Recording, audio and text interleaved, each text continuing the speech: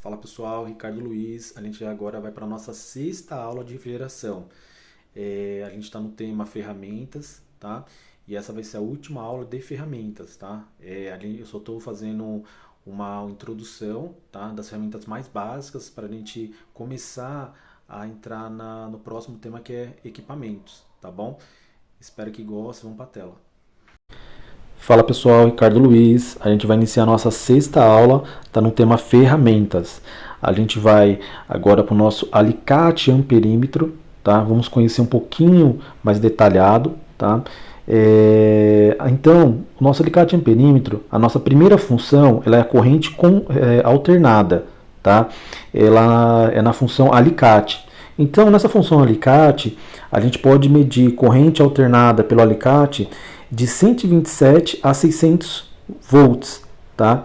Então a gente pode medir nessa tensão, tá? Nessa rede, de 127 até 600 volts.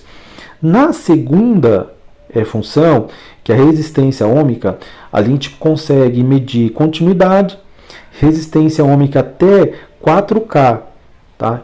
Passou disso, a gente não consegue medir nesse amperímetro, que é o mais tradicional da Fluke, tá? Tem outros amperímetros, tá? A gente vai entrar nesse tema ainda. E a terceira é a tensão contínua, tá? Essa tensão contínua é para a gente medir baterias, transformadores, corrente contínua em placas, tá? Então é bem útil também essa função, a gente usa bastante em campo, tá? A quarta função é a tensão alternada, tá? Que é a tensão que a gente usa em tomadas, em redes elétricas, tá bom? Então, essa daí você consegue medir de 127 até 600 volts, tá? E é isso aí, pessoal. Então, esse é o alicate amperímetro. Então, ele é bem simples, não tem muito o que falar dele, tá? Porque as outras funções, se a gente for comprar um alicate amperímetro muito sofisticado, né, ele é muito caro. Então, normalmente, a gente vai usar 3 tipos de ferramenta para fazer medições. Então, a primeira é o alicate amperímetro, que a gente usa para medir tensões, tá? E a segunda, tá, é o multímetro em escala de resistência ôhmica, que a gente usa para medir sensores, tá? Termistores, sensores, tá? Então, a gente mede sensores de temperatura ambiente e sensores de degelo, tá? Qualquer tipo de sensor, tá?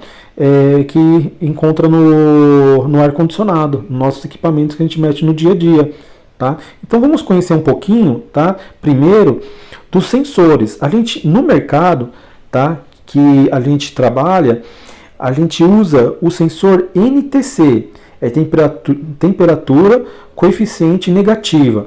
Tá? Então o que acontece? Esse tipo de sensor é o mais comum. Você vai encontrar esse sensor em todo equipamento de ar-condicionado.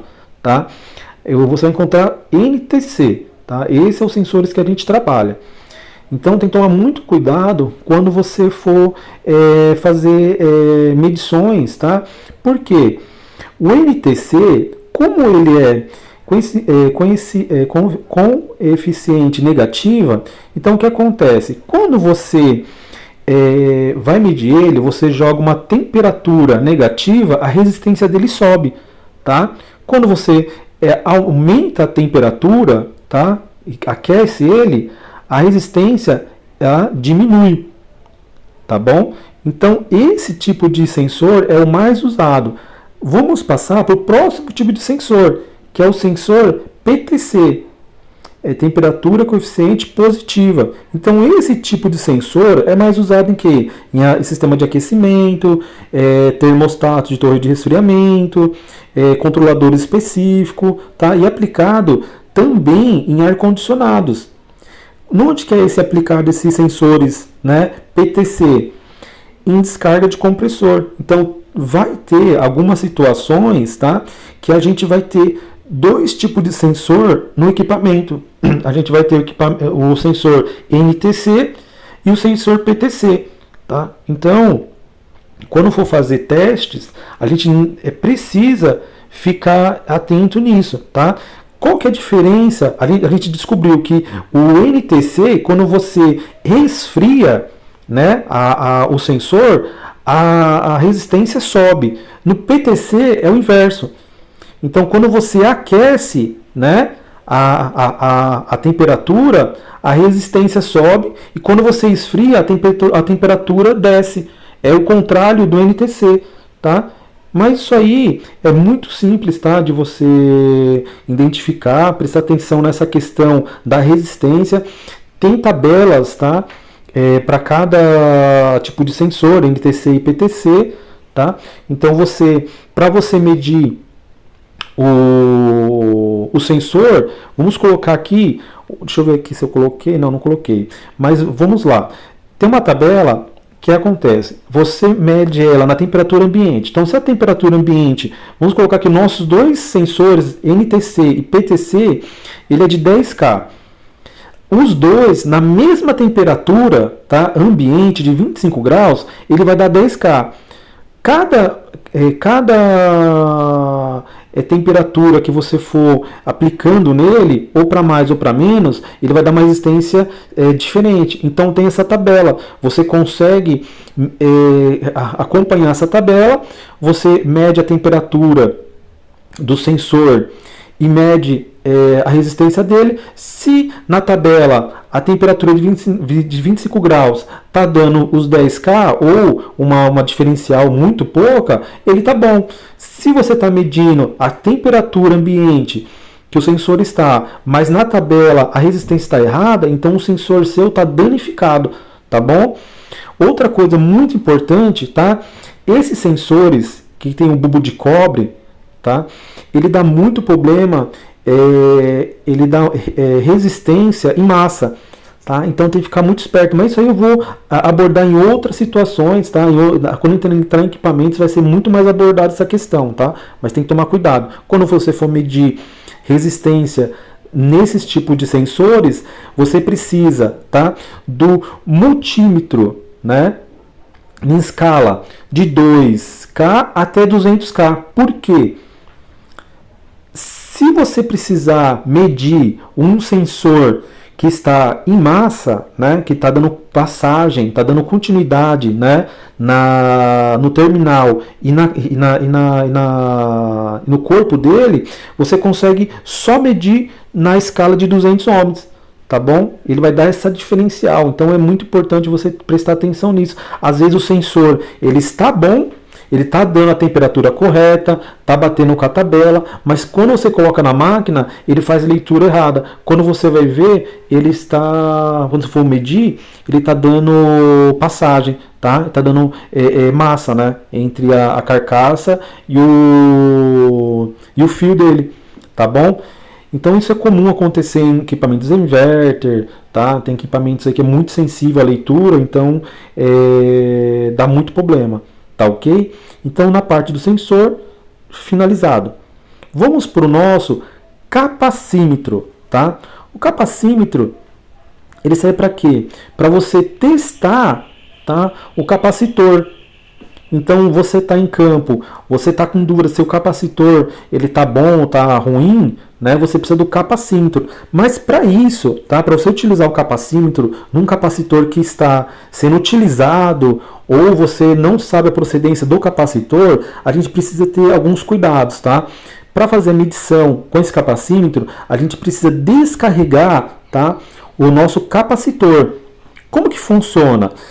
Em campo, tá? Eu fiz uma boa pesquisa em campo. A maioria faz o descarregamento do capacitor com uma chave, tá?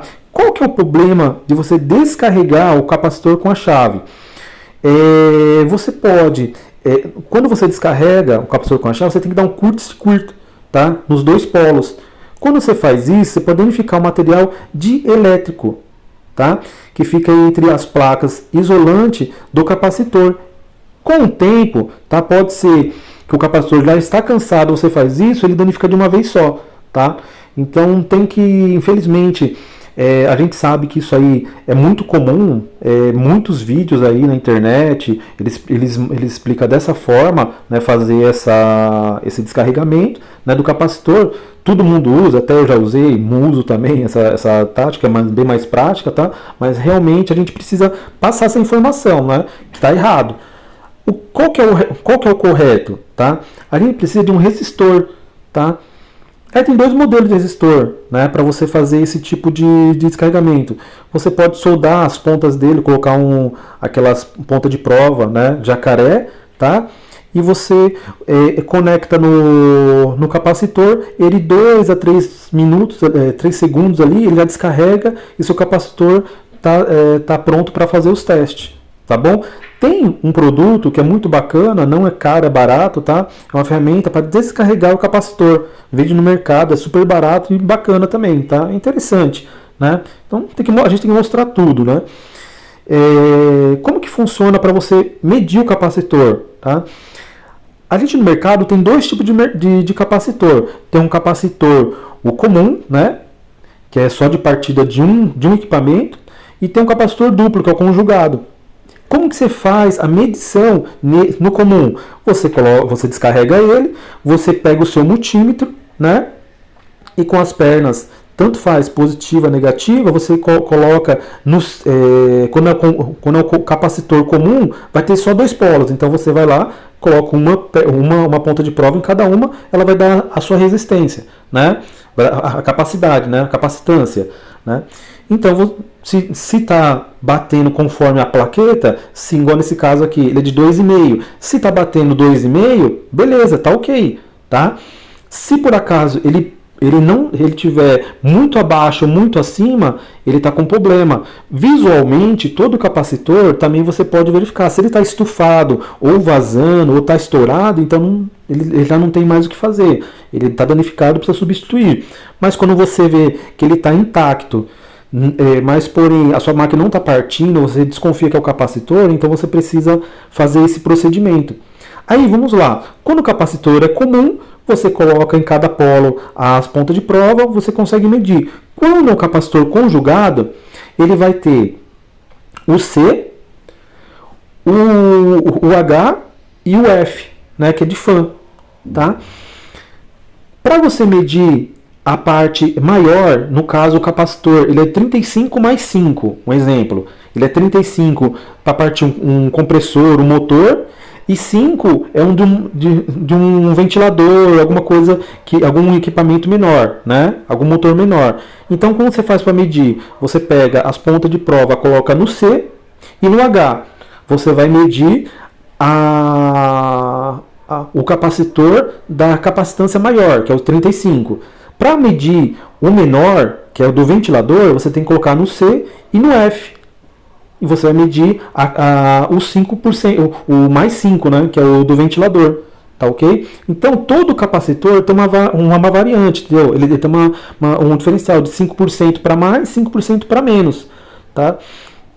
Nessa parte de capacitores, eu vou fazer uma videoaula só de capacitores, tirar todas essas dúvidas de questão de tensão, como testar, como identificar, entendeu? Isso aí vai ser uma aula específica só de capacitor, tá ok?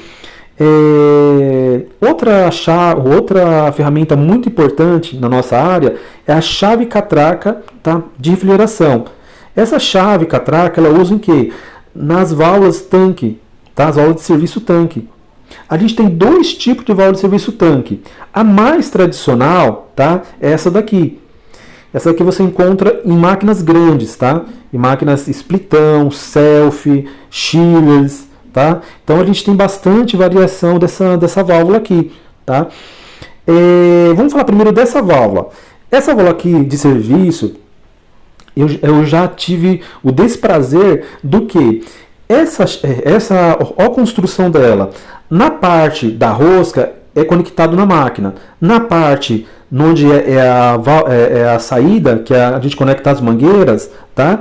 Ela não tem válvula Schrader, tá? Essa chave catraca, que ela faz? Ela, na ponta dela aqui, tá? No finalzinho aqui da chave da válvula de serviço, ela tem um registro. né, você consegue abrir somente com essa chave catraca ou com uma inglesa, mas o correto é com a chave catraca, senão você espana esse registro aqui, tá? Quando você abre, ele dá passagem para a leitura do fluido, tá?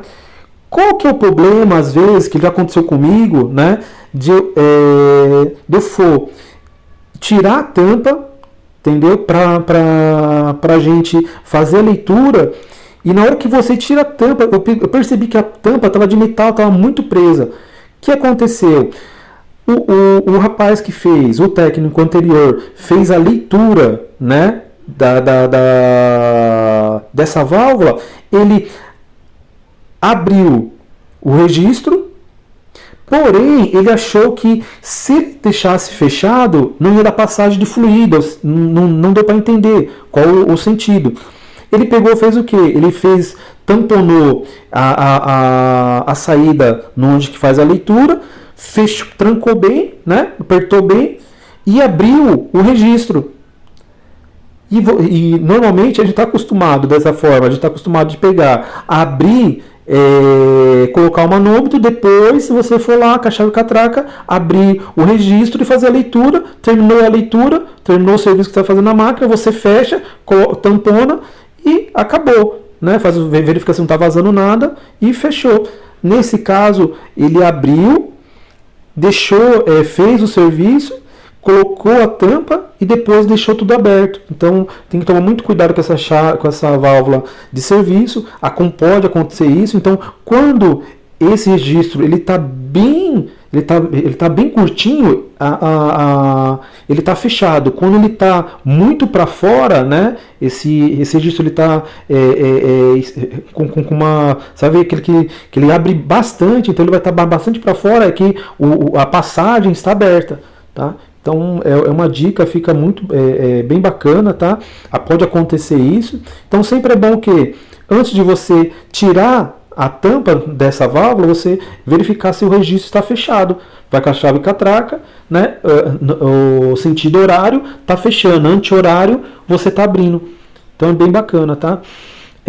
Outra válvula que é de serviço também, só que essa aqui é com plug fusível de segurança, tá? Essa aqui você encontra muito em chiller, tá? Em splitão também. Em alguns dificilmente você vai encontrar em VRF, é mais em máquinas chiller, splitão, self, né? Você encontra esse tipo de válvula aqui. Ela fica sempre próximo, tá, do filtro secador, tá? Que acontece? Qual que é o problema dessa válvula de serviço? Ela é muito útil, porém qual que é a finalidade dela e qual que é o problema dela, né? A finalidade dela é o que? Ela fica monitorando a pressão.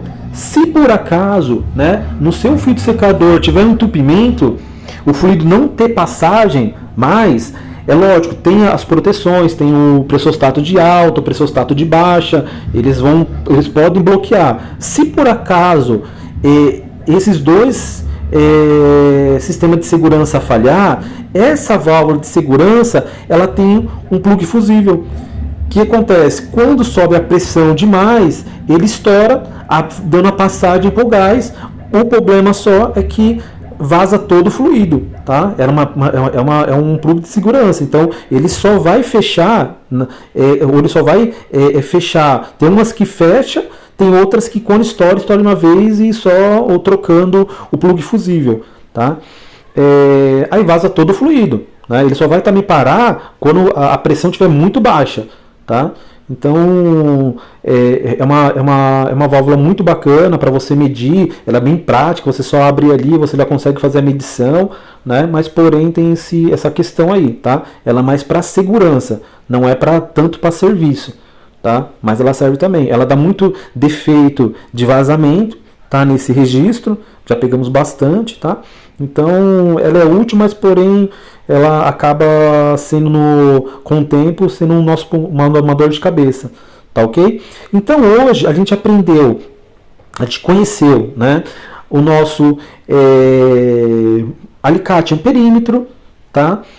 A gente conheceu o nosso multímetro para escala de resistência. A gente conheceu os sensores PTC e NTC. A gente conheceu o capacímetro, formas de descarregar os capacímetros, tá? Conhecemos como medir o capacitor e conhecemos a válvula de serviço, a nossa catraca de serviço, né? A nossa chave de catraca de válvula de serviço, as duas válvulas de serviços mais conhecidas no mercado, tá? E a partir de agora a gente vai começar a entrar em equipamentos, tá? Daí agora para frente a gente só vai tá no tema equipamentos. Tá ok, pessoal? Então o tema de ferramentas acabou. Foi um tema muito básico mesmo para vocês entender com as ferramentas mais básicas para a gente fazer os testes, tá? E isso aí. Muito obrigado. Até a próxima aula.